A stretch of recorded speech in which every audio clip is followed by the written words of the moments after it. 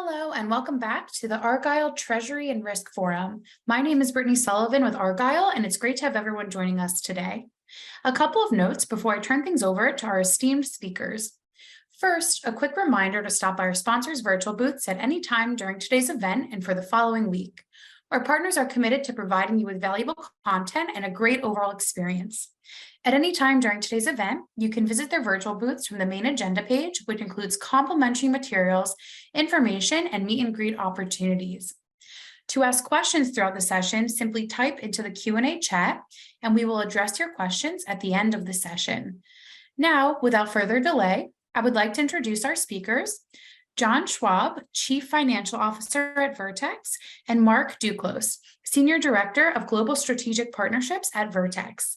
We're excited to have John and Mark with us for a fireside chat titled Data-Driven CFOs, Achieving Long-Term Growth and Profitability. Welcome, John and Mark, and over to you. Hey, John, thanks for joining us today. I was wondering if you could just take a quick minute and maybe tell us a little about yourself and your role at Vertex. Terrific. It's great to be here, Mark. Thanks very much for having me. Yeah, absolutely. Again, my name is John Schwab. I'm the Chief Financial Officer over at Vertex. I've been here for about 3 years. So I joined just prior to us going public. So I prepared I did a lot of the pre-IPO activity. We took the company public during the pandemic, which was very interesting. And then, I've managed the company since the time of since going public. So it's been quite a ride. It's been very interesting, operating in the SaaS space and the software space, especially as we kind of wrap up 2022 and head into 2023. But it's been an interesting ride. Prior to Vertex, I spent over 20 years as CFO of a handful of different companies in the financial services and fintech space. And then prior to that, I go back to my roots, and I'm an accountant by trade. So I worked 11 years in one of the big four accounting firms. So that's a little bit on me, and I'm happy to be here and look forward to the questioning. Thanks, Mark. Yeah, thanks, John, for taking the time on that. So let's jump right in if we can. So 2023 is upon us, and there continues to be a lot of question about the economy and what this year is going to look like. We probably can't nail you down about your views for 2023 because I don't think any of us have a crystal ball. But what are some things that your company, Vertex, is doing to focus on growth and profitability? Yeah, it's a great question and very interesting timing, I think. Mark, if we were having this conversation a year or 18 months ago, you would be asking me about what the growth initiatives that we're going to be focused on. And I think that is the market was focused on go, grow as fast as humanly possible, to the disregard of some of the profitability metrics that are out there. And I think what we've seen over the last, again, 12 to maybe 18 months is a much bigger focus around profitability and really ensuring that the growth is not done at all costs, but it's done with a mind towards profit. And that's been a bit of a change. And I think it's interesting how the evolution has occurred. Now, for Vertex, we're a 40-year company, been around a long time. And so that we've been growing and been profitable for virtually all those periods. So I think we feel very comfortable in the position that we're in. But I think for many, that's been a change, and the focus to profitability, especially for some of the earlier stage companies, has really come into perspective very, very quickly. And there's been a lot of changes. Question, because I think it's evolved very quickly. No, that's actually some great perspective on the market approach and growth versus profitability. Mm-hmm. Maybe you could also take a few minutes to share some of your thoughts on what other companies like Vertex or within certain industries and what they're focusing on currently, and maybe bullet point out what some of the best practices maybe are to look at as well. Sure. And it's a great question, Mark, given the timing and where we sit right now, early 2023. We're focused on a lot of activities right now. In the background, there's a kind of this din of this global economic uncertainty that's out there. We've seen a number of companies laying companies off and making some changes to address some of those profitability things. And I think, right now, whether you're focused on growth or whether you're focused on profitability, the key to being able to really react is very, very important. Being able to be very quick to action based on issues and based on things that are coming across in some of the financial data and some of the reports, and then being able to respond in a very agile manner, reorganize the forces and move everybody to kind of focus on the issue that needs to be adapted, And again, the only way that you're going to really get there is through prioritization, really focusing on those things. So again, I don't think it matters whether it's profit initiative or growth initiatives or whatever they are. The key is being able to identify that something has occurred, it needs to be addressed, and it needs to be done very quickly and really thoughtfully to ensure that you get the result out of it. Because again, with the uncertainty that's out there, I think action is going to be very important, but we're not going to be able to sit and wait 6 months to see if something's going to go down. We really need to move quickly. And I think that's kind of the big thing that we're seeing in our business, and I think others are starting to see. So, John, how are these companies setting out to accomplish this? You talked about acting quickly. I'm assuming being nimble as well, right? In these anomalies, and then how do you attack those? How do they, accomplish this? Yeah, great question, Mark. I mean, it all starts with information, right? You need the information to be able to act. And if you don't have it, you can't do it. Now, the beauty of this is over the last handful of years, we've seen between ERP systems, purchasing and procurement systems, billing systems, Salesforce, et cetera, there is a tremendous amount of customer data that's been, tremendous amount of data that's been created. And whether it's customer data, getting buying trends, getting usage information, getting order history, et cetera, that's out there. Operational data, you think about uptime, you think about error rates, you think about peak loads, et cetera.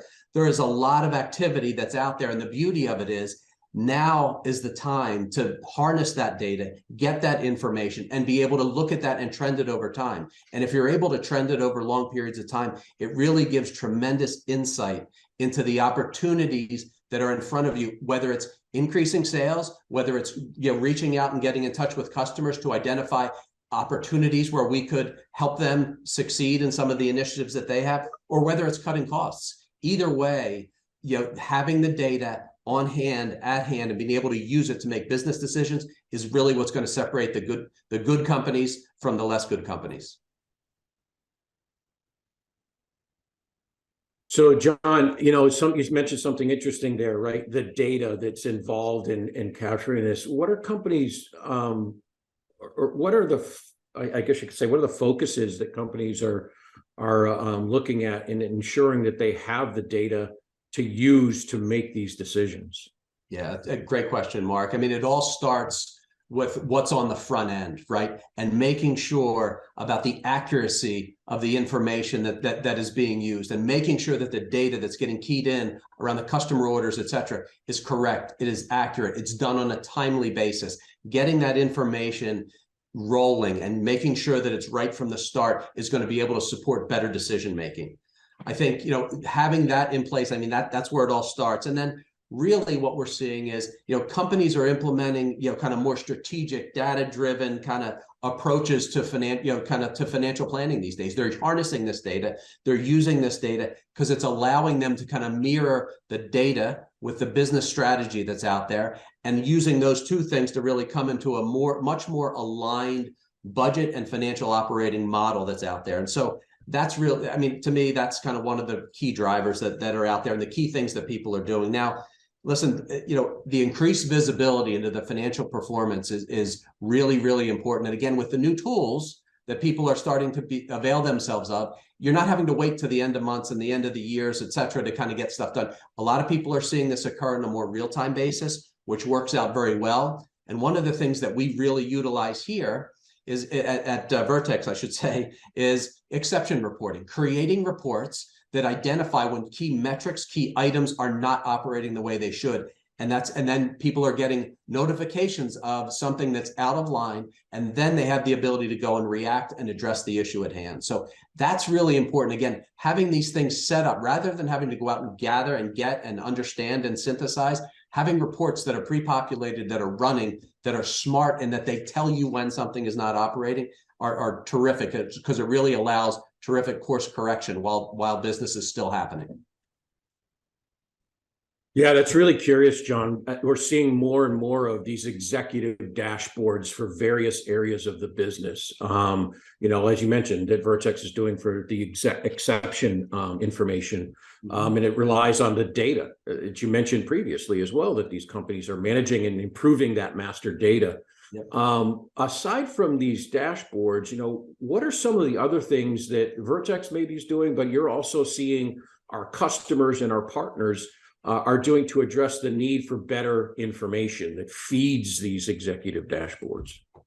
Yeah, I think I'll step a little back on this one, Mark, and talk a little bit about, I think you need to first define and know what you're looking for. The amount of data that's out there is it's tremendous.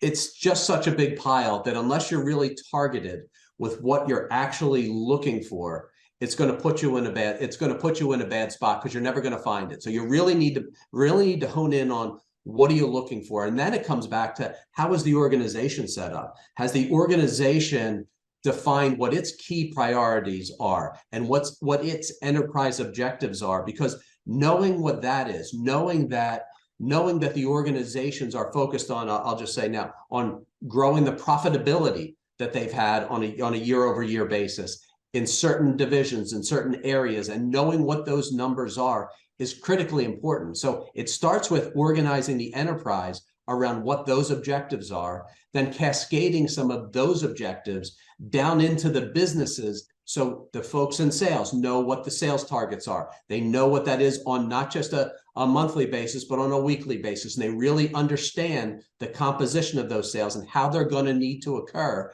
for things to happen in a way that's going to support the organization in achieving its overall objectives of, growing sales or increasing the profitability of the business. And so having that information is really important to be able, so it's set up, and having the organization set up in a way to receive it by organizing around those objectives is critical in allowing people to behave in a manner that allows them to utilize the data that's coming through. So, the data itself needs to be structured in a way that they can receive it, and people need to be able to give it to certain other people, right? And people need to be able to deliver it to others. So there's a lot in the setup and getting things around it. While there's data activity certainly that needs to take place, and I'm sure we're going to talk about that, over some of the questions that we're going to go through, the organization itself needs to be set up to be able to receive and know what it's looking for, be able to receive the information that's out there so it can then act upon it. No, you read my mind. It's perfect segue probably to my next question, John, right? So it sounds, as you mentioned, organization itself, organize around it, build that structure from the top down and have it precipitate into the various areas, right?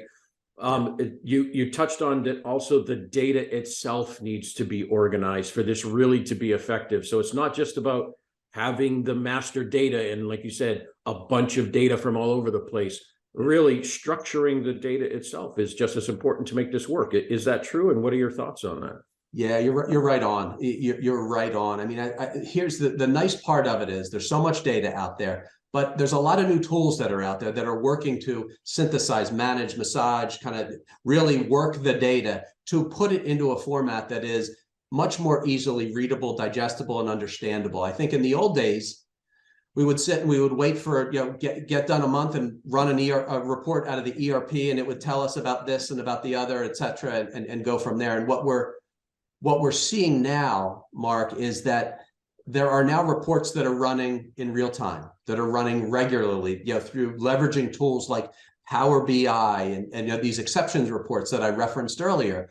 Things are coming out. You're not waiting to receive data to then start acting. You're knowing how things are going to end up because you're seeing real-time financial information, sales information, profitability information roll itself across, and it's allowing people to be able to act on it on a more regular basis. And so I think that's really important because it's really going to speed up time.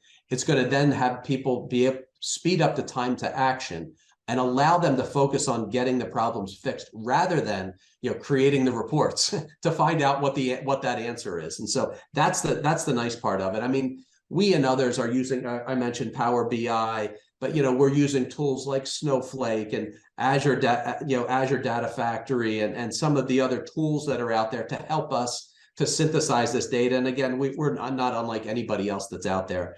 But I think one of the things, when you use all these tools and you gather all this data, one of the most important things that I would emphasize and stress is you really need one version of the truth, right? And I think the risk that you have is that you create a lot of data sources out there. People are getting it, pushing and pulling it around, creating their own answers to problems, but they may not have all the data. It may not be a complete set. It may not be there. And so creating rules around data governance and master data management and those types of things is really what is going to allow companies to be successful in kind of the digitization of reporting and financial decision making, because it's not going to occur in an organized format if everybody is going and grabbing information and they're not getting the complete picture. And I think that's very, very critical. And again, having that one version of the truth is what's really going to separate the really well-run companies that handle and manage data and reporting from those that don't. So I think I can't stress that enough. That's one that is very, very central to me, because I've been at organizations where that has not occurred, and things don't work out well when, again, people are self-serving, but they're not self-serving with the entire picture. John, that interesting comment when you talk about making sure that the groups within organizations aren't being self-serving, but we're thinking about the enterprise and looking to other areas. So to that point, right? What are you seeing that some companies are doing to address the development of the systems that you just mentioned and organize around that so groups aren't off on their own and that data is all connected? Yeah, it's a great one, Mark. I think, more and more as we develop and we evolve into this, I think we're seeing people move away from environments where the old days, the data and the company data was kind of controlled by a few and understood by a few. And only a few people knew how to run reports, use reports, generate things. And so we all have people like that at our company that we rely on to get, can you help me with this? Can you pull this together for me? I'd like to see this in a way. But what we're seeing now is that as the training and the tools and the ability for people to understand and process this information is out there, and you're having good governance over the data inputs that are out there, that it's become more of a self-serve environment. People can actually, we're trying to appeal to a much larger set of business users that can utilize, understand, and interact with this clean data to be able to make decisions. And so that training and that information, that knowledge sharing is really occurring. And so that's working and having a real nice impact. But again, I think there's an evolution. Companies are at different stages on how that is taking place, and taking it out of the hands of a few, putting it into the hands of many, but with a real strong kind of control around what the governing data is. And I think what we see from that is that, as mentioned earlier, we're developing analytical solutions that are being done in a very agile way. We're putting together reports that hadn't existed before, where we're marrying things that are coming out of our sales database, that are also coming out of our purchasing database, and kind of putting things together that otherwise haven't been done. And we're iterating ourselves through different change through an agile methodology. We're creating reports and we're iterating on those and continuing to develop and evolve. And I think what is resulting is a better outcome in terms of speed and time to the users with that information, and the level of accuracy in it is very, very strong. And so that's the way that we're kind of now changing the way that we're doing it. In the old days, you'd tell somebody, all right, I need a report that's got these 7 things on it, and then you'd be working back and forth. Now we're able to, again, turn that into the hands of some of the users. We're able to then, we're able to evolve and iterate on reports in real time without having to go back and having IT run a different report. And then we're moving it along. And then what I would say is, once the data is out there, getting that information passed down critically, once that information is out there, and ensuring that it's being consumed and understood by some of the business users and the operational users of it is a critical element.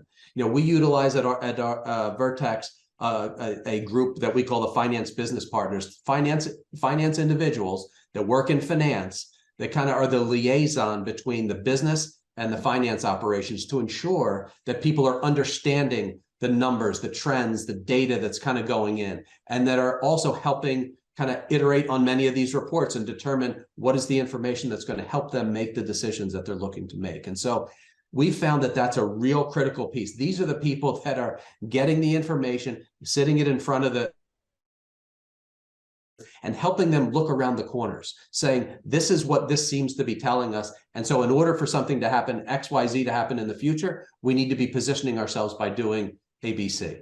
That to me is really critical. Again, it's one thing to have it. It's another thing to be able to use it and to make the decisions. And a lot of times, the people that are going to be making the decisions, need some level of coaching, training, and information to be able to drive those decisions. And that's what we've used these finance business partners to be able to do. They're really liaising with the business on a day-to-day basis, spending frankly, more time with the business than they are with finance. But then we're all coordinating back in the shop to make sure that we're giving them what they need to drive business change. Yeah, John, you touched on a lot of things there. Maybe my next question really is, if you could maybe clarify, you touched on a few groups within Vertex that are involved, but could you maybe talk about some of the other areas or individuals that should be involved in these initiatives to help drive the solutions, but other teams? Mm-hmm. And then maybe very quickly flow into, should there be processes around this to see if these initiatives are working, and what are the review cycles look like? So you mentioned a few teams already, maybe touch on a few others that we should be thinking about that should be involved. And then what's the process look like for making sure this stuff is working? Yeah, it's a great question. I think, Mark, when I think about the groups that are involved, we've talked about IT and finance. I mean, again, that's kind of easy, right? That's a layup for a person like me to talk about.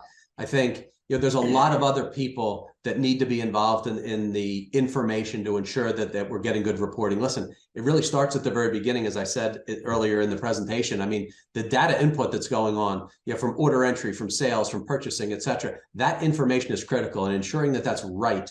It's important. It's important to stress to the individuals involved in those processes how important that is, and involving them in some of the reporting that's coming out on the back end, I found to be very critical, because when they see the level of reporting that's coming out of this and they understand how important certain of those data elements are, they then take a renewed interest in ensuring that the information that they're putting together is more, is more accurate than otherwise would be, et cetera, and done on a more timely basis. Like, if you engage people in the process, we found that it's much more, it's much more fulsome in terms of what the product we get at the end of the day. And so, again, getting people involved early, then training. I mean, so again, a lot of people in those groups are involved, training people on how to use the systems, how to manage through the systems, how to work the systems.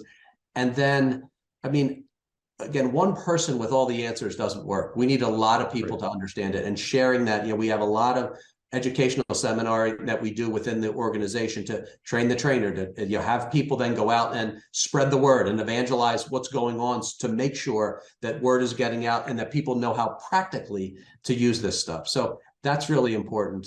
Let's see, we've talked about, we've talked a little bit about the finance business partners and what I think a key role that those people play in the organization.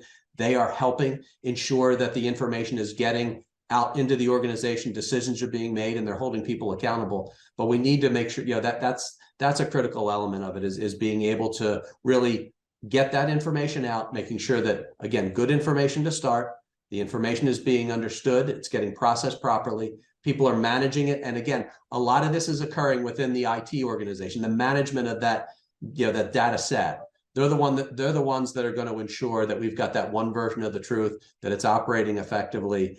And then people that have access to it are in read-only modes and can create reports and do everything, but they're not going to corrupt the data. So I think there's a lot of different things that kind of allow for good knowledge transfer and good organizational setup that get the information into the hands of many. Yeah, I'm sure that those groups are also involved, as you mentioned, the review cycles and the processes for these initiatives, right?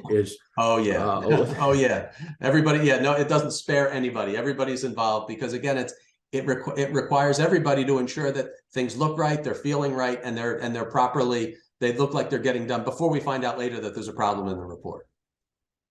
Yeah. And accountability, I'm sure, is critical, right? Yeah, I mean, listen, accountability is absolutely critical, and it's not one person's job, because I think at the end, we've talked a little bit about some of these pieces. It really, accountability is going to go down to everyone in every group, and it starts, as we said earlier, with the enterprise objectives. What are we holding ourselves accountable as an organization for? And then when you drive that down to the organization and you peel it back, then it's like, certain groups and, North America are responsible for this type of sales. This is how much we need out of them. And again, driving that and cascading that down to the organization allows people then to really understand on a very granular level how what they're doing on a regular basis is impacting and influencing those enterprise objectives that are up there. So, I think it's, I can't stress accountability enough, because it's one thing to sort of have it in the enterprise to ensure that it's there, but we all need to know, we need to set plans up to allow us to achieve it. And having information to allow us to track to those plans is going to be what's there. Listen, when we think about accountability in some of this data activity we're talking about, listen, IT's got a lot. We talked about governance. I think that, again, and making sure that that's there. And listen, they need to practice good data hygiene, right? To make sure that the information that's there isn't getting overloaded and we're not creating this morass of mess that we otherwise don't need. These things need to be nimble, fast, and adaptable to the reporting needs that we're going to have. So they need to make sure that these things are operating correctly. And listen, there's financial accountability. We haven't, we spent a little less time talking about sort of what the finance people are doing with this. But again, the financial accountability into the departments that some of these finance business partners are supporting is critical, right? They are being held accountable to a certain P&L. They need to deliver the results. The expense number is this. This is what they need to deliver on a regular basis. And having the information at their fingertips to be able to understand where they stand with respect to those financial goals, as well as kind of understand where things are going based on the trending that we've seen, is tremendously important. So again, pushing that down, making sure that the data is there to support it, and again, having systems and controls are going to only drive the accountability throughout the organization. No, this has been an amazing discussion, John. We've got time for one more question, and I think we want to open up for questions from the audience. So you've told an amazing story of what Vertex has gone through, but also what you're seeing in the industry, right? That master data, making sure it's clean, the tools that are used, the accountability by the organization itself from the top down, working to make sure that everybody's informed and moving towards the right goal, right? Increasing the profitability and the nimbleness of the company. So have you seen some benefits from these initiatives that Vertex themselves has rolled out? And then let's kind of wrap up with this last question. Yeah, absolutely. Yeah, we absolutely have seen benefits. Again, the connectedness in the organization to me is critical. I mean, on an overall basis, from a cultural aspect of things, I think it demonstrates when you start at the very top and you cascade down, you really get that. But specifically on some of the stuff that we've been talking about today, again, some of these new systems, first, that they create a tremendous amount of efficiency, right? The digitization allows us to automate a lot of things that otherwise we've been having to do on a manual basis. So again, these newer ERP systems, the purchasing systems, these systems are automating processes that in the past were much more manual intensive. And so that is very important. Obviously, it saves on cost. It allows, to me, better accuracy and then consistency among some of the reporting that's out there. Again, we've talked a little bit about data quality. Again, the accuracy and the completeness of the financial data that we're getting because of some of the systems, the granularity that's in there, the visibility into what's happening in the organization is allowing for better decision making, frankly. And so that is going to be critical for us. I mean, again, visibility is out there. Again, because this stuff is happening in real time, we're not waiting for months to end and things to close and ledgers to stop. Having real-time, actionable information is critical in driving the organization. So we've seen that. I think collaboration has really been there, because as more and more people have started to kind of facilitate discussions around the business operations because of information that they've not seen in the past, it's opening up a whole bigger discussion around how do we manage this? How are we managing that piece of the organization? And so the collaboration has been very, very good. Again, it starts with people just kind of getting their eyes open to kind of what's happening on a real-time basis. And all of a sudden, I think it's furthering a lot of conversations that frankly needed to have happened sooner, but I'm glad they're happening now. And again, the agility is there. It's allowing people to respond very quickly. This is, being able to see it, understand it, and then quickly respond is really getting us to a place where we need to be. That's important. And again, I guess I wouldn't be a true accountant if I didn't say at the end of the day, better compliance, better accuracy and timeliness with financial reporting and standards and those types of things. Again, the information that's coming out, many times in the old ERP systems was sufficient enough to handle it. But now with the level of data and the granularity that's there, I think we're getting much better financial reporting, much better information that's out from a regulatory standpoint to those that have to deal with that. So we feel really good about it. John, this has been fantastic. I can't thank you enough for your time. And I'm sure that members of this Argyle, the CFO Leadership Forum, Future of Finance, will find your experience and insight extremely relevant for their own companies. John, as the CFO of Vertex, you touched on who Vertex was a little bit at the beginning of our talk. Could you maybe close us out with a little overview of who Vertex is?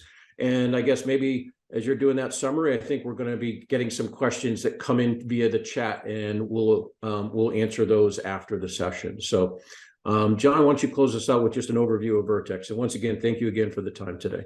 Yeah, my pleasure. Yeah, look forward to the questions. Thanks very much, Mark. As it relates to Vertex, let me give you a little bit of a summary. Vertex is been around for over 40 years in tax technology, and we've really pioneered it over the time. We have over 4,600 customers. We support over 60% of the Fortune 500.